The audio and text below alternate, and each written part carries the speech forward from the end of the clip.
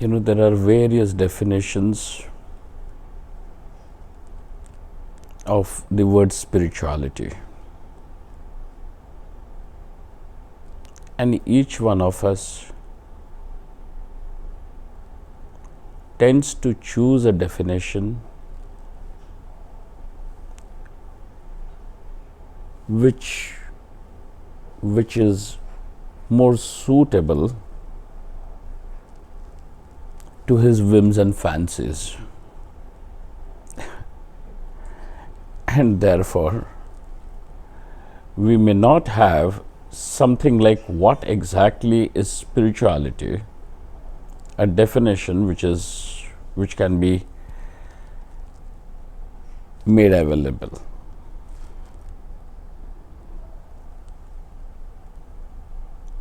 When you have one object, then that object will be defined only in one way. Then it will be certain. That certainty is knowledge. Okay.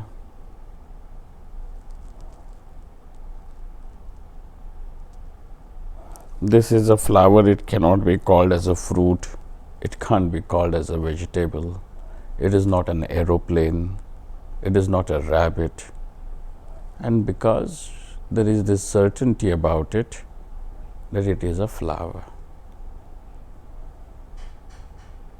Like that, what exactly is spirituality?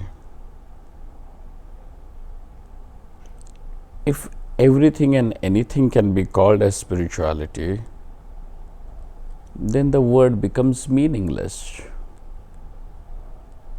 Because every word has to deliver its own meaning.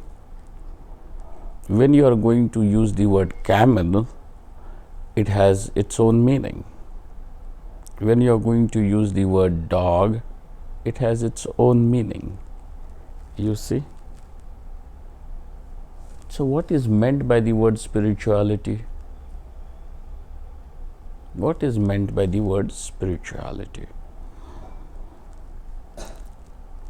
Instead of using the word spirituality, if I can turn to our scriptures, we use the word adhyatma. What do we use? Adhyatma. The word adhyatma means related to the self, related to self. It is not related to the world, it is related to you. What is it that you find yourself as? If you find yourself as just a body-mind complex, then something that is related to body-mind complex will be called as adhyatma spirituality. Then what exactly is the meaning of you being you? Okay. So let us move a little bit more on this word spirituality, adhyatma.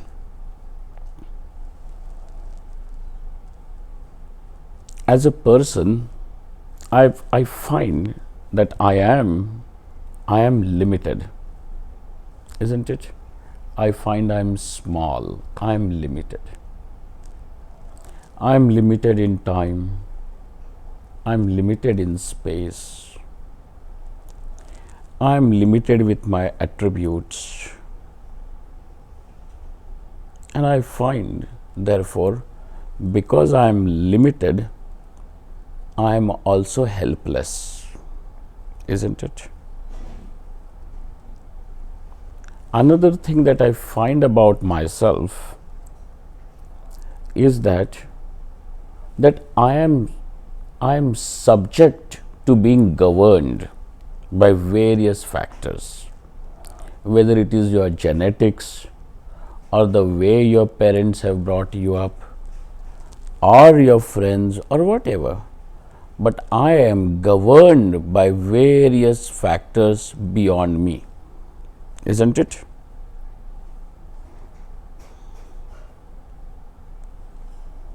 So I necessarily find that I am limited, I am small. As a result of this, what you find yourself to be. Nobody has told you that you are limited or you are small, but this is what you naturally find about yourself. As a result, there is a feeling that I am insignificant. I am insignificant. I am unimportant. Now, what happens to such a person is that he wants to make himself significant. He wants to feel important. He wants to feel wanted. He wants to feel appreciated. So many things will go together with it.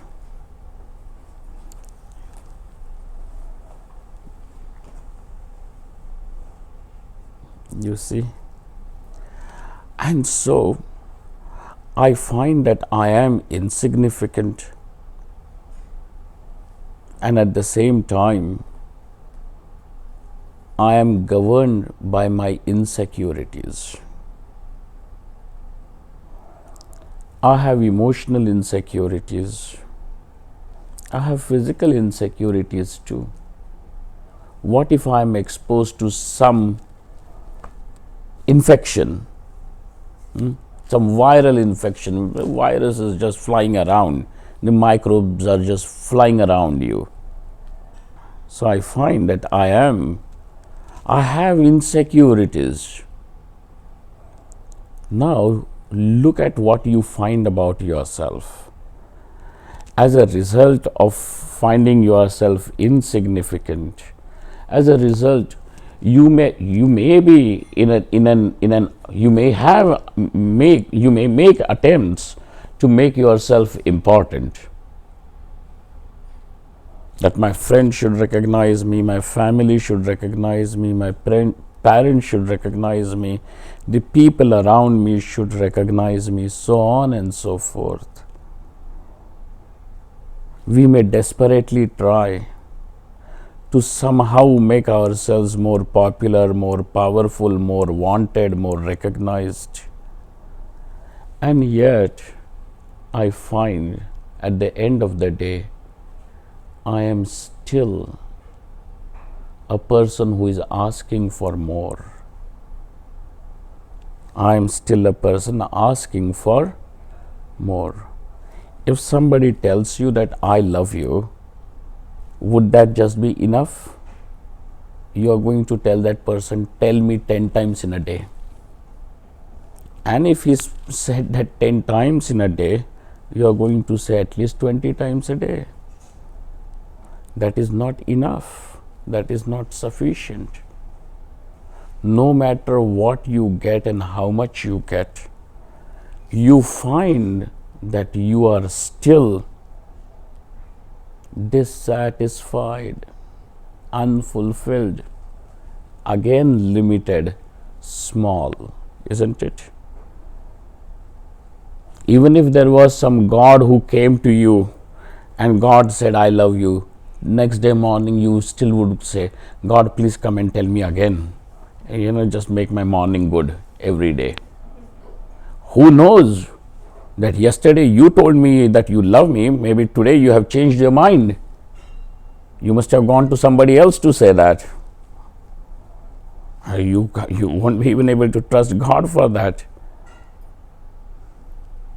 You see? And therefore what happens is, here I find this is what I am. Don't you see that this is a despicable condition? This is a despicable condition. Because no matter what you get, how much you get, you still are asking for more. You still are wanting. A wanting person, a limited person means a wanting person. A limited person means an insecure person. Now these insecurities are going to take charge of all your psychology, your responses to the world, your emotions. All of these are going to be covered by this insecurity, by this feeling of being so small. And therefore, when a person begins to think,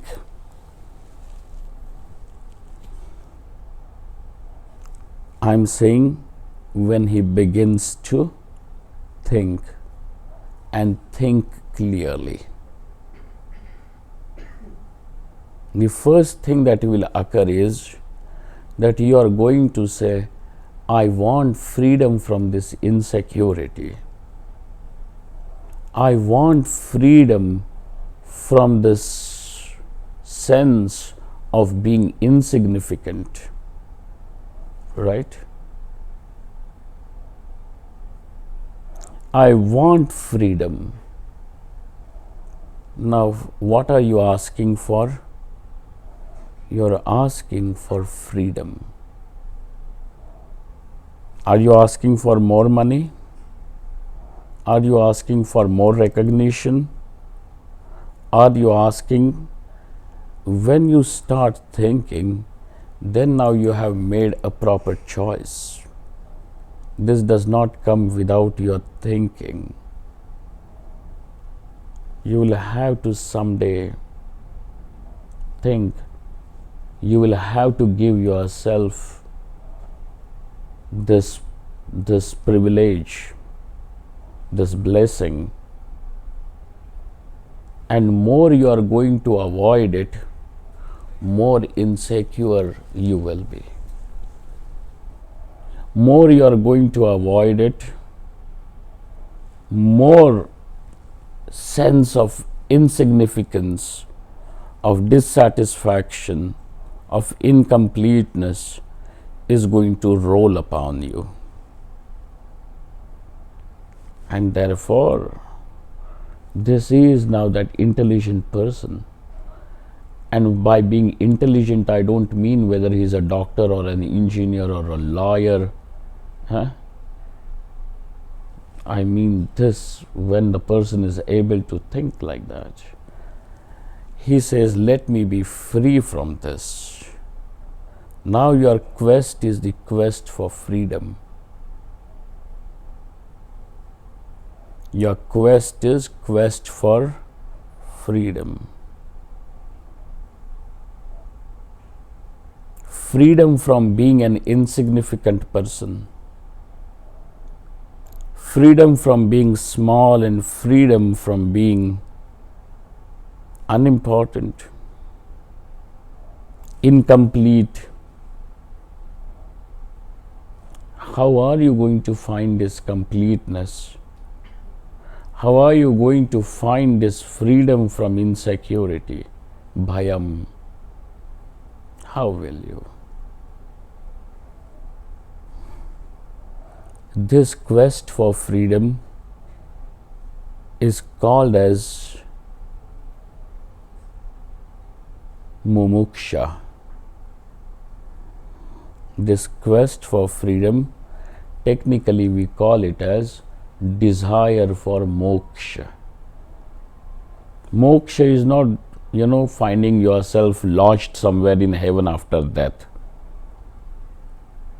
Generally, people think that moksha means that you go somewhere after dying and then you are permanently put up somewhere in heaven.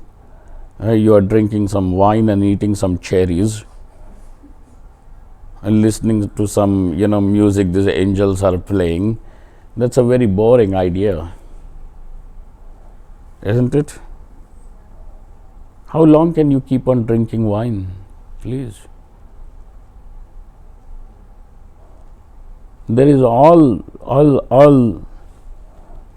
a description about drinking wine, but we don't know if you are going to drink wine in liters and liters. Do they have even bathrooms there? We don't know. What are you going to do after that? So this is silly. Freedom over here means, moksha means that freedom from dukkham altogether. When you have set yourself on the path for this freedom, then you have begun your spiritual journey. Spirituality is not hocus pocus. It is not jadoo tona. Not at all. It does not mean that I'm going to change some vibrations. I'm going to, or you start having some strange experiences.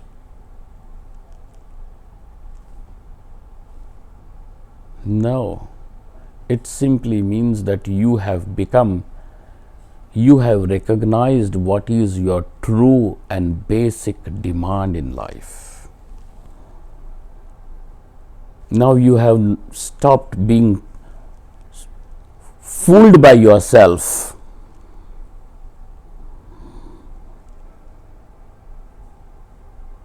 And now therefore begins the journey of spirituality. Do you know, in Bhagavad Gita, where does Bhagavad Gita begin? Gita can be considered to be the epitome of spiritual knowledge, isn't it? Bhagavad Gita is the epitome, it is the culmination of spiritual knowledge. Where does Bhagavad Gita begin? Arjuna's Vishad. Vishada means grief. Vishada means grief. Tell me who over here does not suffer, who does not have a grief, some complaint in life. Everybody has his own problems. My problem cannot be your problem, but you definitely are having a problem. There is some Vishad, but it does not become yoga. You know when does it become yoga? Arjuna is a very accomplished warrior.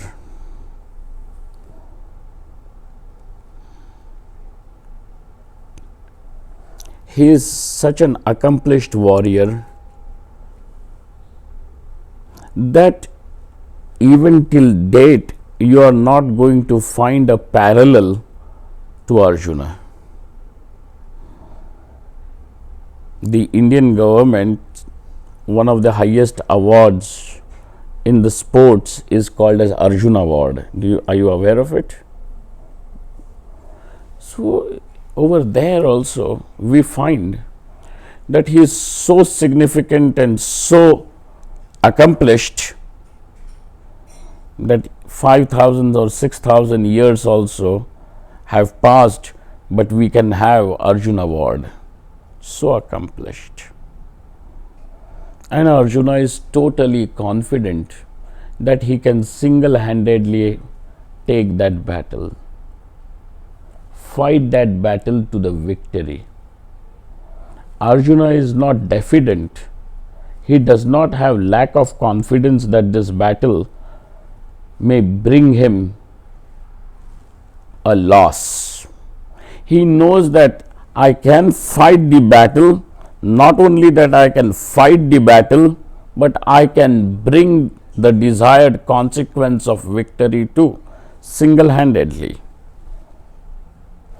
And if I decide that I don't want to win, I can even make my enemies victorious. You, me, everybody over here is fighting his own battle.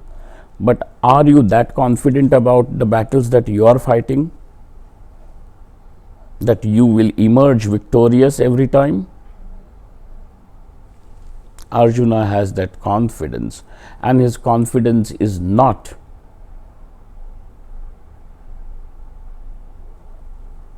wrongly placed. He has proved it. He has waged a fight with Shankar Bhagavan during his penance. You all, you are all aware of that incident. Do you know? सुना है? नहीं. विंध्या सुना है कि नहीं? नहीं सुना? हम आपको सुना देते हैं. सुनो भाई, सुनना चाहिए, पढ़ना चाहिए.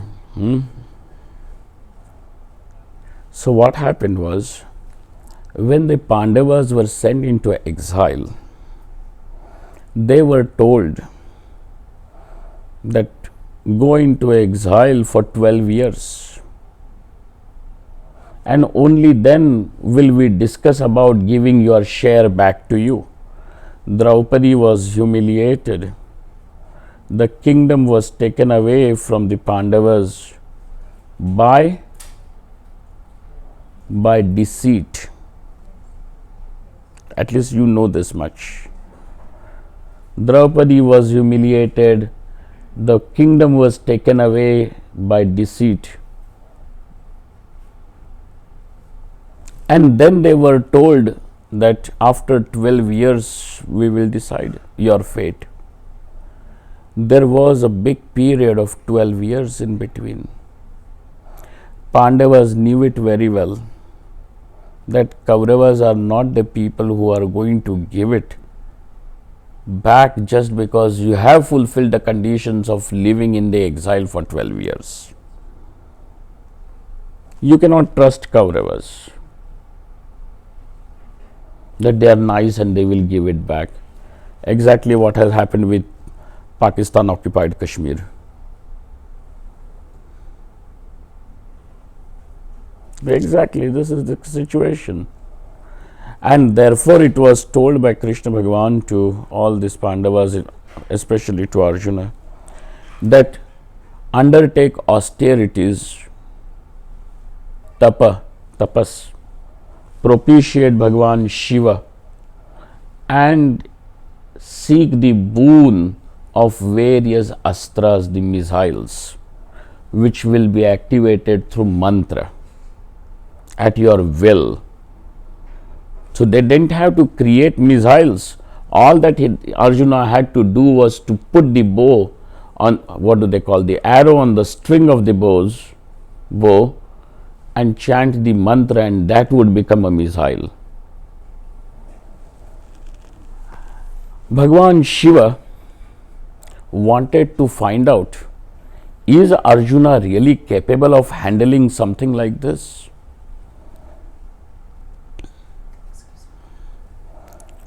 Does Arjuna really have the capacity to handle or not?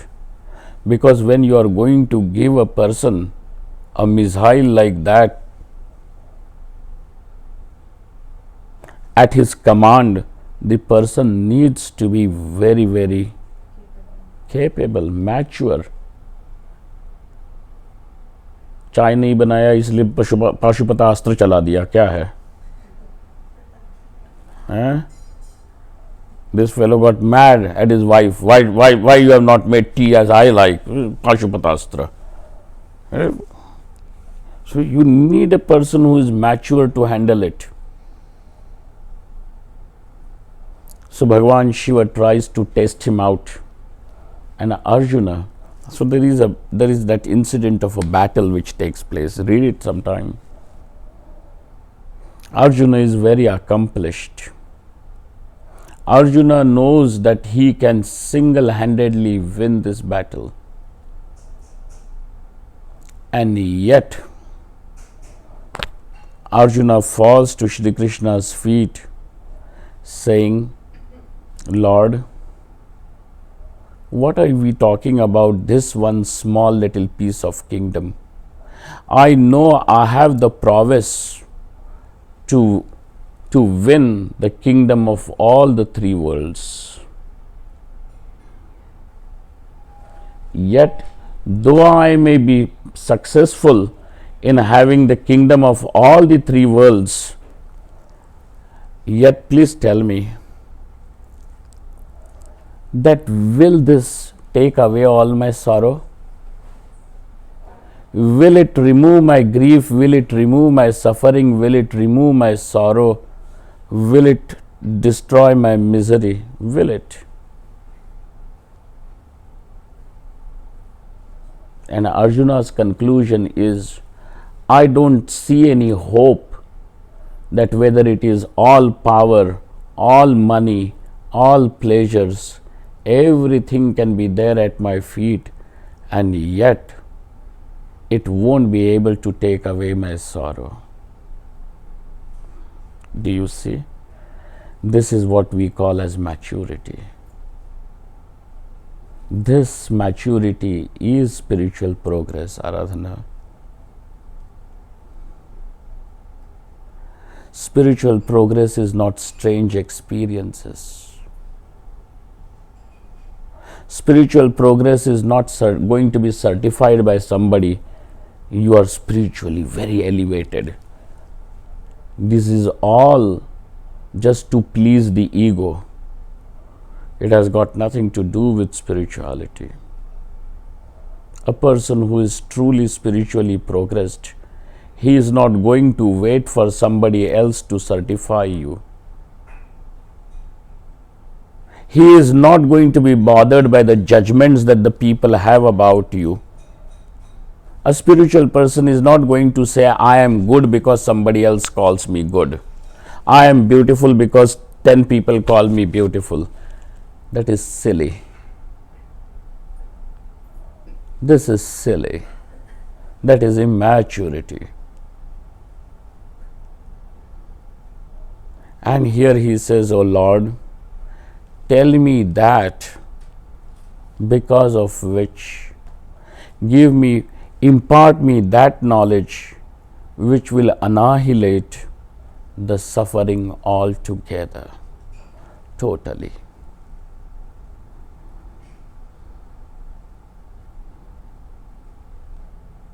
The kingdom of three worlds at my feet also cannot do that. The pleasures which are unavailable to all the mortals also cannot do that. The popularity of being the emperor of all the three worlds also cannot do that. The respect, the position also is incapable of doing that.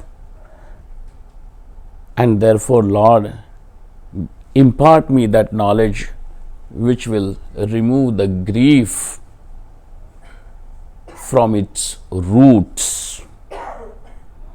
Uproot it completely. Make me free, make me free. And when this is your demand, and when you start understanding this is your demand, you will stop being a cribbing person. At least my husband, my wife, my children, my parents, my neighbors should recognize me. But I do so much for them, but they never call me good. You will do. You will give them everything, but there won't be any demand that call me something and respect me, worship me, call me great, call me good. You will be free because your journey is in a different direction. Your journey is altogether in a different direction.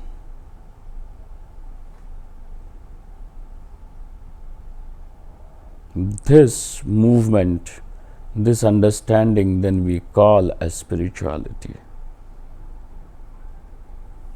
Your movement towards this freedom is spirituality. Feeling vibrations, feeling whatever auras, or feeling anything else, it could be just vaham, अपने दिमागी वहम हो सकते हैं भाई. Rise above it, stand where Arjuna is standing, and sure enough you will hear Shri Krishna speak to you. It is only then a teacher speaks. Arjuna was always there with Shri Krishna. If you look at Arjuna as a character and his whole history, you will find that there is a significant portion of his life where Shri Krishna plays the role as his friend, isn't it? Right from when the Pandavas were young till the Pandavas got coronated, Shri Krishna is constantly along with them, is not it?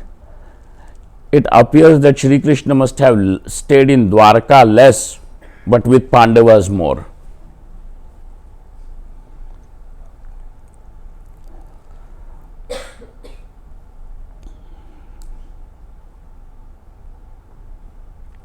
But Shri Krishna as a teacher speaks to Arjuna only when Arjuna has said, "Set me free." Shri Krishna has been talking to Arjuna all his life.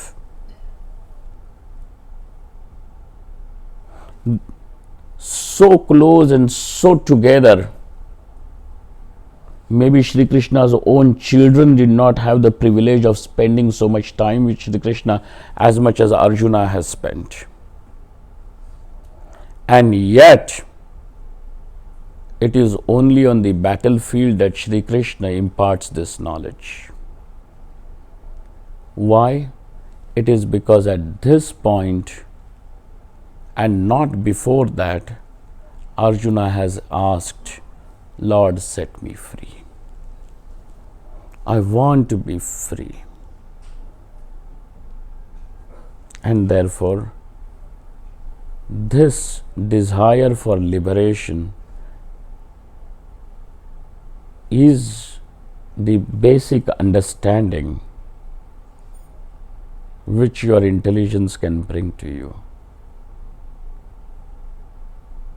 If your intelligence is engaged in doing something that is so silly in life, कहाँ फुर्सत मिलेगी तुमको बताओ?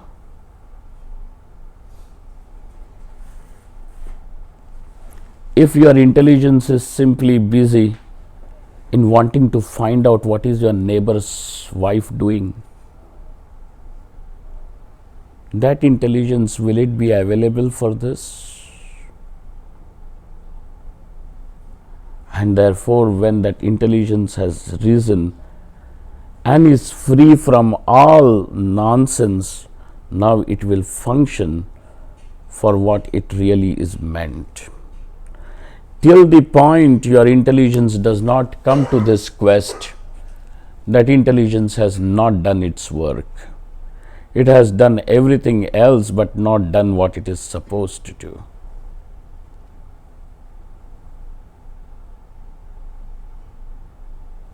So we say, here is your journey. From the time you start recognizing this is what is wanted, this is what is meant for you, now your direction is set. Your destination, though you have not reached, but at least you know this is the direction in which you have to move. And therefore, spirituality is not something so frivolous. It means its total dedication. It is the essence of what you have lived, what you have thought, what you have seen, what you have experienced.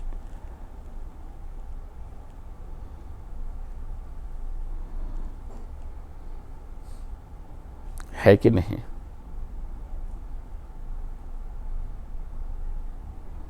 है इसमें कोई हमारा जादू टोना? When it is so open, so clean.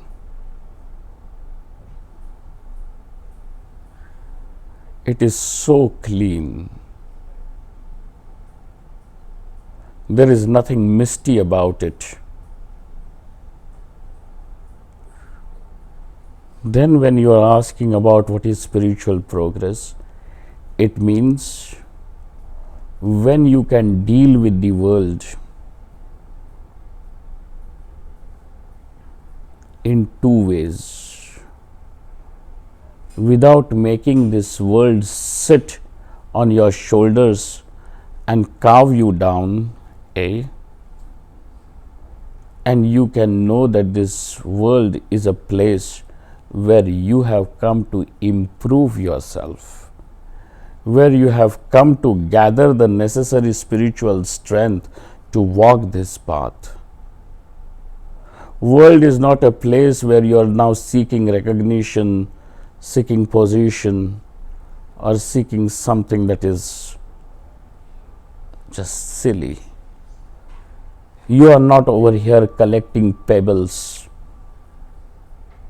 Now you are over here finding the diamond.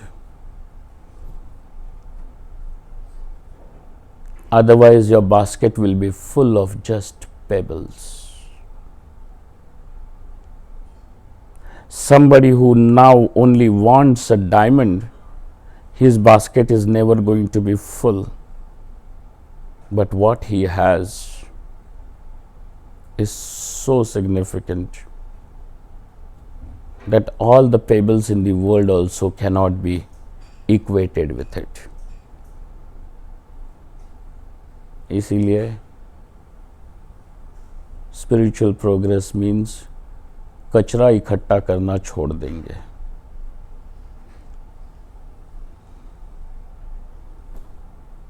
तुम्हें मुझे गाली देनी है, दे दो, हम अपने रास्ते चले. I don't have that energy, time to sit back and convince you that I am good. To call me good or bad, that's your choice. Do that if you want. But I am not going to be a part in this silly game, wanting to convince you I am good because you have decided to call me bad. That's your job. Do that. You march forward. जिसको जो बोलना है बोलता रहेगा. By you convincing and you trying to convince somebody to call you good, do you ever think that this person is going to call you good? Do you think? And if you think that you can convince somebody to call you good, you're too childish. Too childish. Wake up. Rise above this childishness. Then that is maturity. Then that we call as spiritual progress. Where now you know what is the value of the world, to what extent it should be, and in what way it should be valued.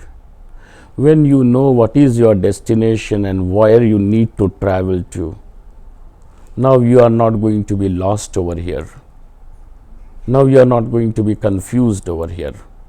Now you will know how to negotiate your way through all this, no matter how the world is going to be cluttered around you. Isn't it? Have you ever driven cars in India? In Calcutta, Mumbai and all these places, Bangalore. The traffic is mad.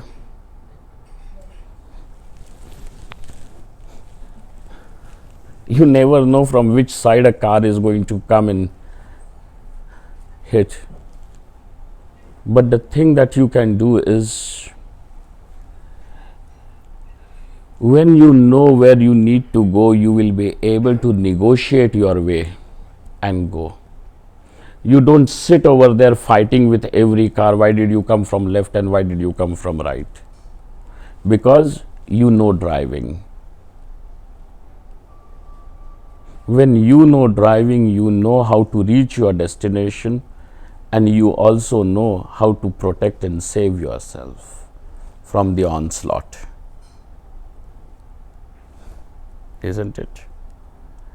This art of moving through the world then is your spiritual progress.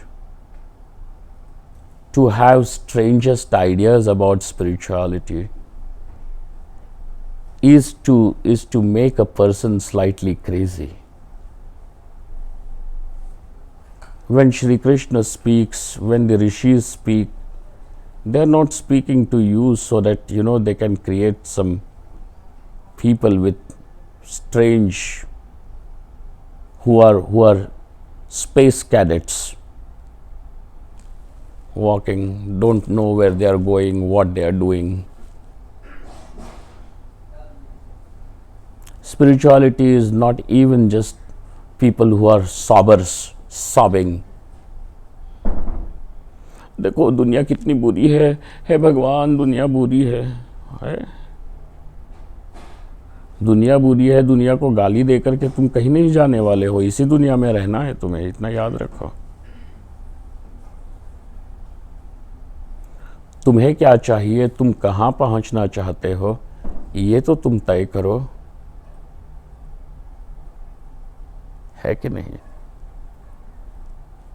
And when you can become a blessing to yourself, now you can be a blessing to the world. The condition is that you have to bless your life first.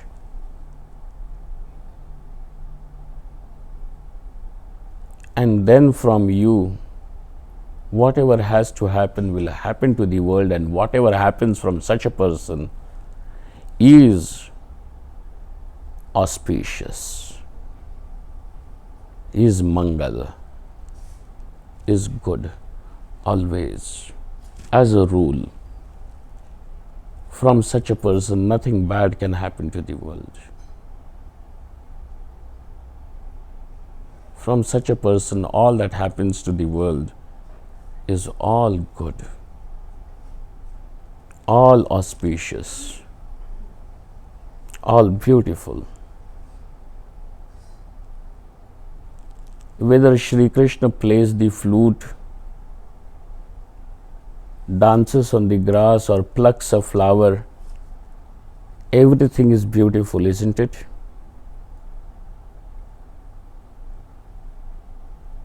There is one very beautiful composition in Sanskrit, Madhurashtakam.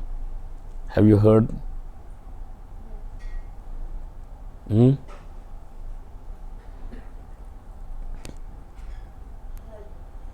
Huh?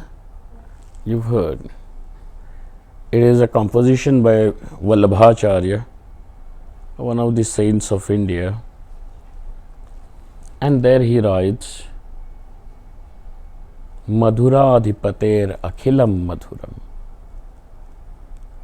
Whether you walk, whether you talk, whether you roll in the sand, or whether you even spit, whether you dance, you eat, you drink, the way you drape your clothes, the way you simply smile and look, everything over here that you do is madhuram. Madhuram means sweet. Everything here is madhuram. This is what happens. From such a person, it is bound to be a blessing. We are just talking about a person who is setting his foot on the spiritual journey. We are not even talking about the one who has reached the destination. The one who simply begins his journey in this direction can have all beauty, all auspiciousness around him. What to talk about him who is established in Brahman? What to talk about him? Kaimutika Nyaya. What to talk? There is that verse by Shankaracharya Bhagavan where he says, Yoga ratova bhoga ratova sanga ratova sanga vihinaha yasya brahmani ramate chittam nandati nandati nandati eva. Yoga ratova, let him be seated, immersed in samadhi, yoga. Bhoga ratova, whether he is, experiencing the world in form of whatever, somebody may praise you, somebody may insult you. Can you control the other person? Bhoga ratova, sanga ratova, let him, or sanga vihinaha, whether he is in middle of the people or he is left all alone by himself in a jungle, but he is not lonely. You could be here in the crowd and yet find you are lonely. Yoga ratova, bhoga ratova, sanga ratova, sanga vihinaha, without any sanga. He is whose mind now is settled in Paramatma. For him what happens? Nandati, nandati, nandati eva, anandati eva. For him, every experience, every breath is Ananda, Ananda and Ananda alone. That is what we are talking about, the one who is established in Brahman. But we are talking about somebody who is just setting his foot on this journey, and yet he who sets himself on this journey also, for him already the auspiciousness has started unfolding. You are asking about how to measure.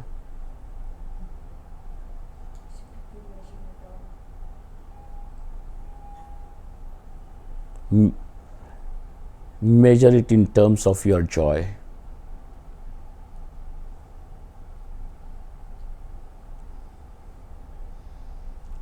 Don't measure your life or anything in terms of dukkham. Don't worship dukkham, for heaven's sake.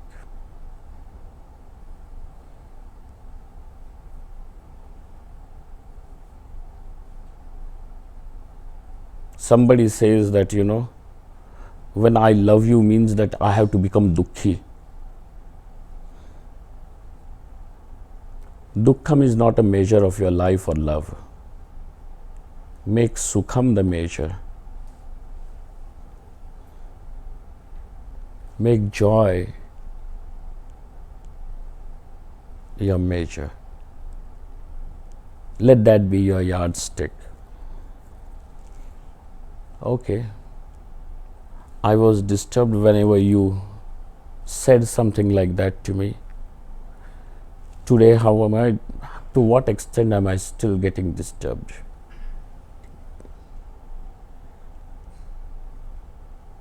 If it is your freedom to say what you want, then it is my freedom to decide whether I should get disturbed or not.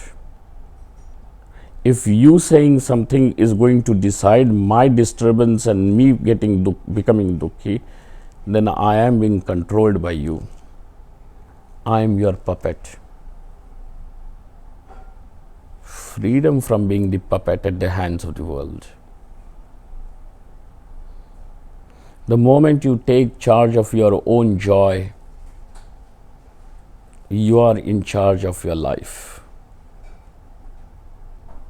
Then after, you are not going to be a puppet in someone's hand. तुम्हें बोलना है तुम बोलो, तुम्हें जो करना है करो, हम दुखी क्यों हो? आओ.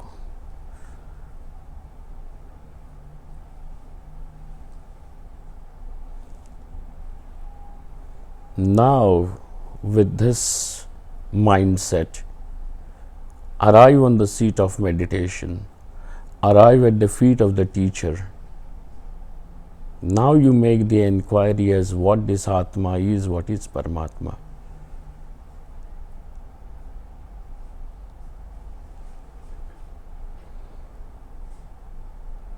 And then you watch how easily you glide into it. You know, when I hear people say that Vedanta is so difficult, so difficult, so difficult, it is not. Why should it be difficult if you are prepared? Isn't it?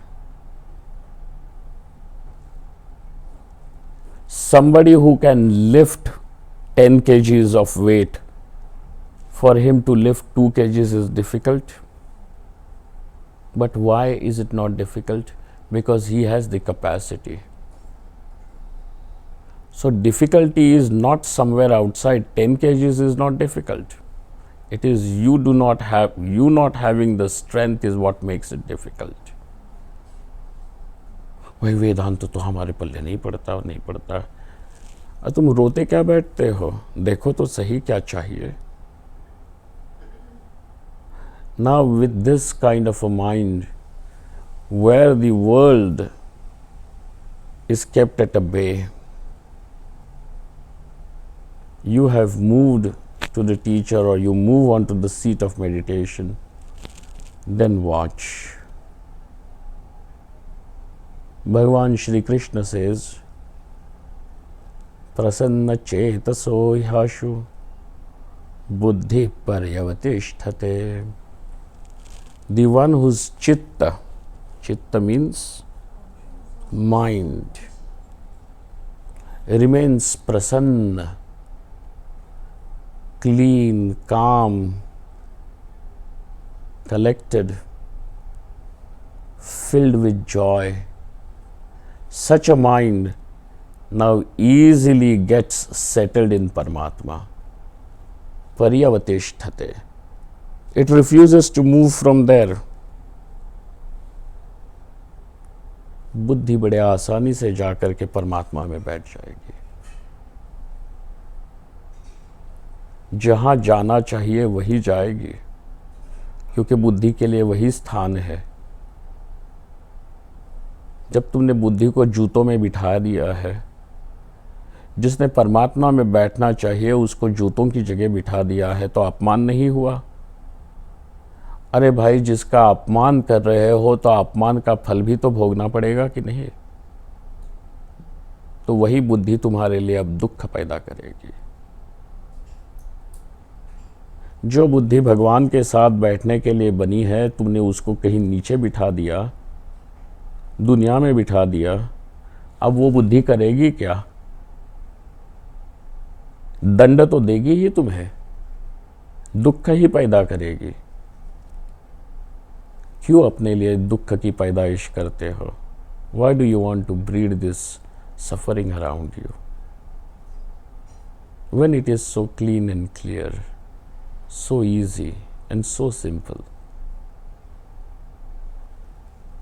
बताओ, इसमें कौन सी मुश्किल है? क्या मुश्किल है कि नहीं?